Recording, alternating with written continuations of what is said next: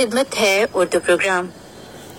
मैं आपका मेजबान सैयद मोहम्मद उमैर उर्दू बज़्म के साथ हाजिर हूँ। आदाब कबूल फरमाएं। सामीन, हर जानदार जिंदगी की बका, ताकत व कुव्वत हासिल करने और सेहत व तंदुरुस्ती के लिए ग़िज़ा का इस्तेमाल करता है, इसलिए कि ग़िज़ाइयत इंसान की सेहत और नशो नुमा में सबसे अहम किरदार अदा करती है। बेहतर सेहत, नशो नुमा, मजबूत मुदाफ़ाती निज़ाम और लंबी जिंदगी के लिए एक अच्छी ग़िज़ा बहुत जरूरी है। जो लोग अच्छी और सेहत बख्श ग़िज़ा खाते हैं वो सेहतमंद रहते हैं, जबकि ग़िज़ाई क़िल्लत के शिकार अफराद को सेहत के मसाइल का खतरा लगा रहता है। लिहाजा तंदुरुस्ती को बरकरार रखने के लिए सेहतमंद ग़िज़ाएं हमारी जिंदगी की जरूरत है, जबकि गैर मुतवाज़िन ग़िज़ा बहुत सी बीमारियों का सबब बनती हैं। इसी वजह से अवामुन्नास में ग़िज़ाइयत के ताल्लुक से बेदारी पैदा करने के लिए 1 सितंबर कौमी ग़िज़ाइयत हफ्ता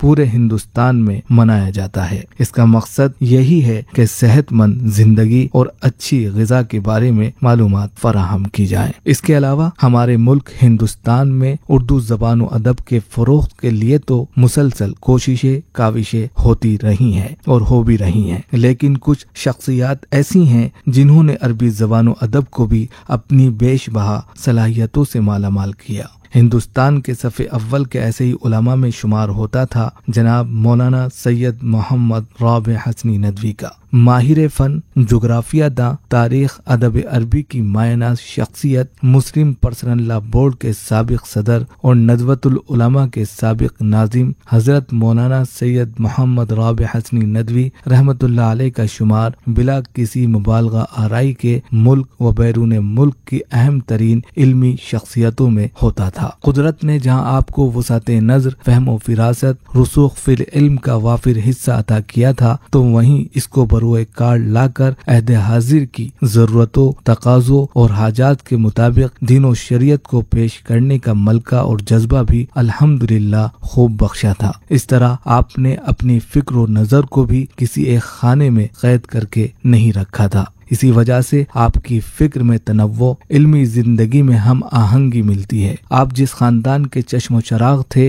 वह खालिस दीनी तालीम, दौलत बातिनी के साथ साथ अदब व इंशा, शेर व शायरी, तारीख व सीरत और मरातिब रिजाल वगैरह का खुसूसी संगम रहा है। इसके अलावा आप 1929 ईस्वी में तकिया कला रायबरेली में पैदा हुए। आपके वालिद माजिद का नाम रशीद अहमद हसनी था। आपने अपने वक्त के माहिर फन उलमा से तालीम हासिल करने के बाद 1948 ईस्वी में दारुल नदवतुल उलमा से आलिमियत की तकमील की और फिर हिजाज वगैरह का सफर किया। बाद अजी 1952 ईस्वी में नदवतुल उलमा के अदीब दोम की हैसियत से तकर्रुर हुआ और फिर 1959 ईस्वी में आपने 15 रोजा एक अरबी मैगजीन अर्राइज के नाम से निकाली। अरबी जबान व अदब की खिदमात के लिए 1981 ईस्वी में आपको सदर जमहूरिया अवार्ड से भी सरफराज किया गया। 1993 ईस्वी में दारुल नदवतुल उलमा के प्रिंसिपल बनाए गए, जबकि मुफक्किर इस्लाम सैयद अबुल हसन अली हसनी नदवी की वफात के बाद 2000 ईस्वी में नदवतुल उलमा के नाजिम मुकर्रर हुए। आप उर्दू अरबी के बहुत ही उम्दा मुसन्निफ थे। आपकी अरबी और उर्दू तसानीफ की तादाद 5 दर्जन से जायद है, जिनमें रहबर इंसानियत, नुकूश सीरत, समाज की तालीम व तरबियत, जजीरतुल अरब, मकामात मुक़द्दसा काबिल जिक्र हैं। तो आइए मौलाना सैयद मोहम्मद राबिह हसनी नदवी की शख्सियत को मजीद जानने के लिए आज हमने एहतमाम किया है एक मकाले का। मौजू है मौलाना सैयद मोहम्मद राबिह हसनी नदवी हयात व खिदमत। मकाला निगार हैं जनाब मौलाना सैयद बिलाल अब्दुल हई हसनी नदवी। मौलाना सैयद मोहम्मद राबिह हसनी नदवी रहमतुल्लाह अलैह की शख्सियत पर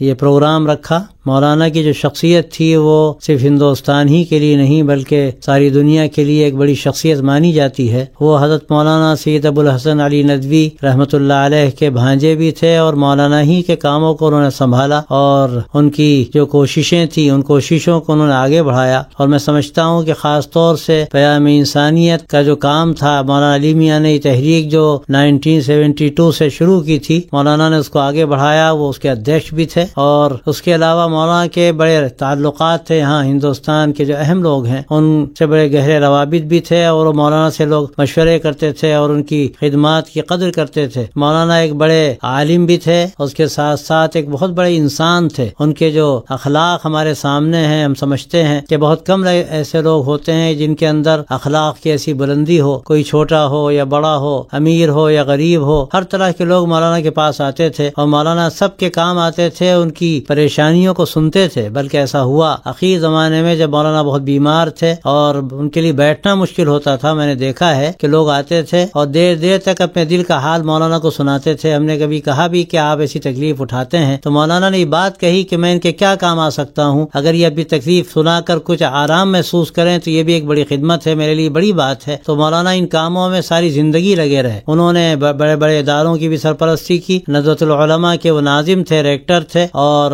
اس حوالے سے جو پوری دنیا میں مسلمانوں کے بڑے بڑے علماء ہیں ان سے بھی مولانا کے بہت گہرے تعلقات تھے۔ اور یہ ورلڈ لیگ مکہ مکرمہ میں جو مسلم ورلڈ لیگ ہے، مولانا اس کے ممبر تھے، اساسی میں بنیادی ممبر تھے، اور اس کے علاوہ درجنوں ایسے اسکولز ہیں، مدارس ہیں، ایسی تنظیمیں ہیں، تحقیقات ان کا تعلق ریسرچ سے ہے، تحقیقات سے ہے، ان سے مولانا کا بڑا گہرا تعلق تھا، اور بڑے مصنف تھے مولانا۔ ان کی اخیر میں جو کتاب ایک آئی اللہ کے نبی حضرت محمد صلی اللہ علیہ وسلم کی سیرت پر، رہبر انسانیت کے عنوان سے وہ کتاب شائع ہوئی، اس کو بہت مقبولیت ملی اور لوگوں نے اس کو پڑھ کر سمجھا کہ اللہ کے رسول صلی اللہ علیہ وسلم کی سیرت کیا ہے۔ حضرت محمد صلی اللہ علیہ وسلم کے بارے میں ہمارے بہت سے برادران وطن بھی ہیں، اور بہت سے وہ حضرات جو اسلام کو نہیں جانتے، وہ محمد صلی اللہ علیہ وسلم کو بھی شاید نہیں جانتے تھے۔ اس کتاب کو پڑھ کر بہت سے لوگوں کو وہ صحیح باتیں معلوم ہوئیں، اور بہت سی ہو سکتا ہے غلط فہمیاں بھی دور ہوئی ہوں۔ تو مولانا کا قلم بہت آسان تھا، بہت اچھا لکھتے تھے اور آسان لکھتے تھے، اور اس میں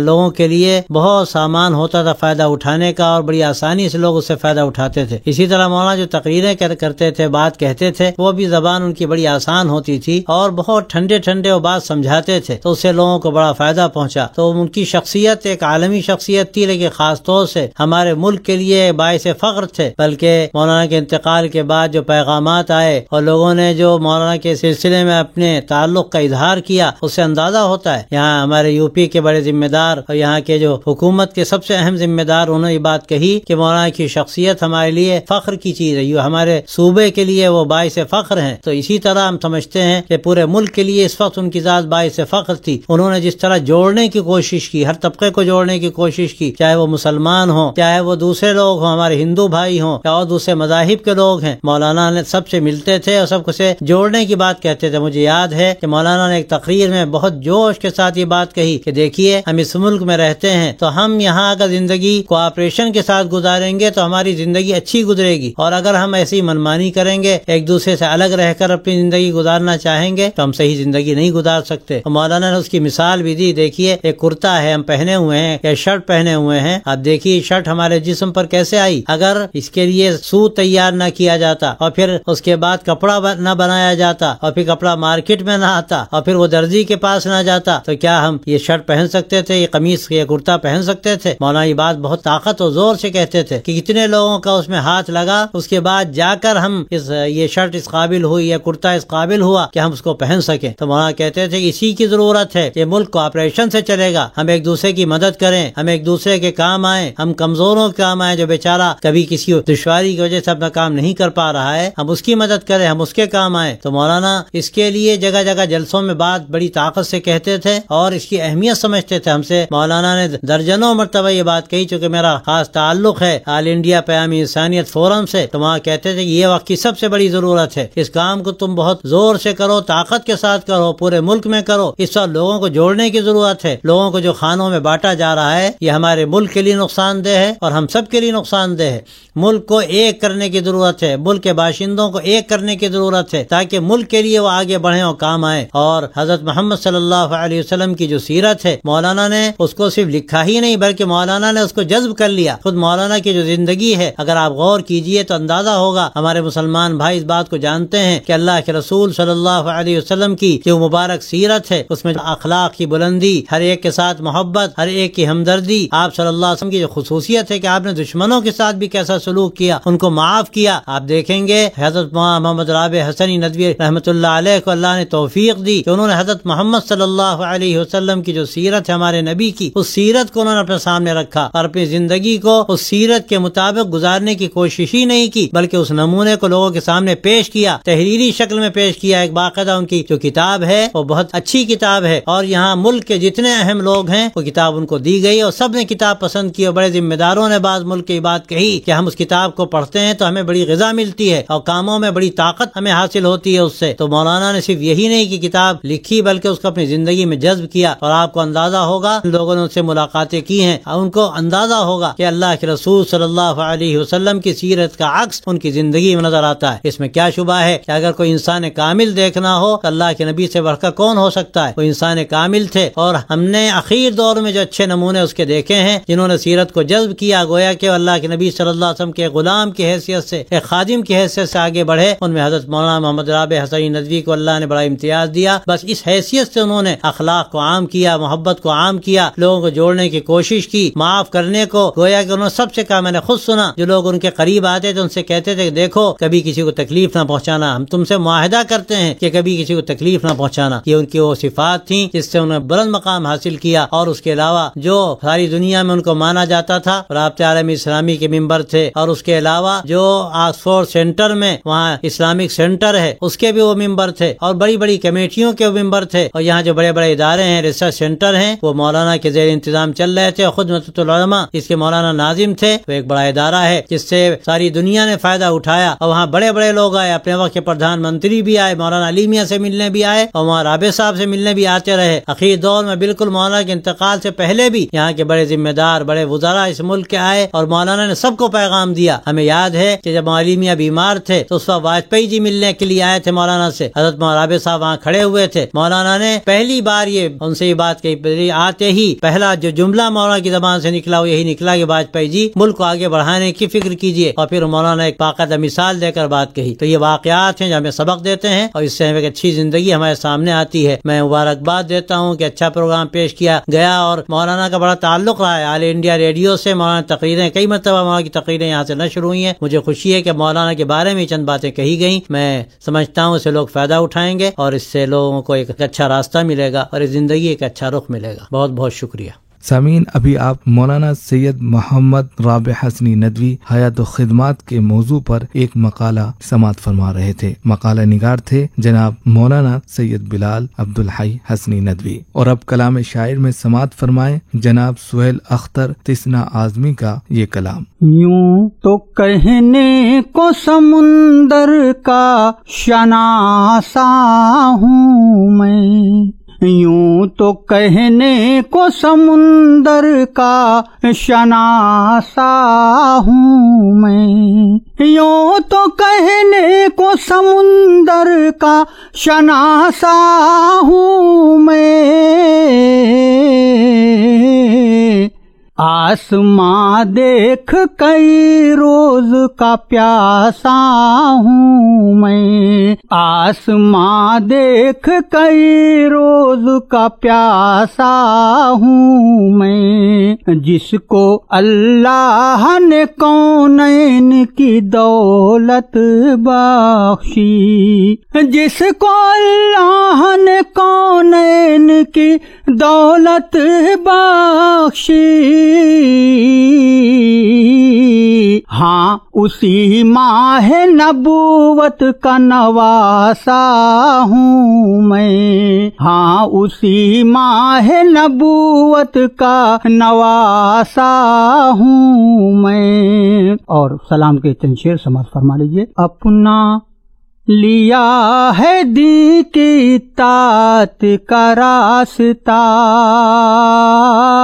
اپنا لیا ہے دی کی اطاعت کا راستہ، اپنا لیا ہے دی کی اطاعت کا راستہ،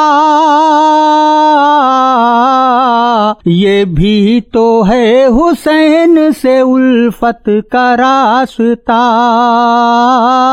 یہ بھی تو ہے حسین سے الفت کا راستہ، ہم جیسے گناہ گاروں نے یاد حسین سے،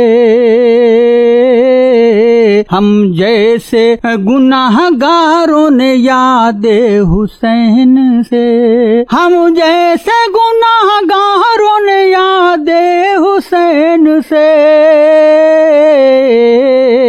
ہموار کر لیا ہے شفاعت کا راستہ،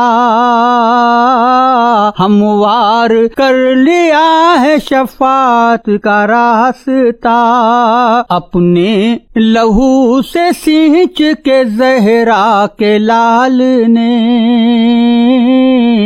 اپنے لہو سے سینچ کے زہرا کے لال نے، اپنے لہو سے سینچ کے زہرا کے لال نے،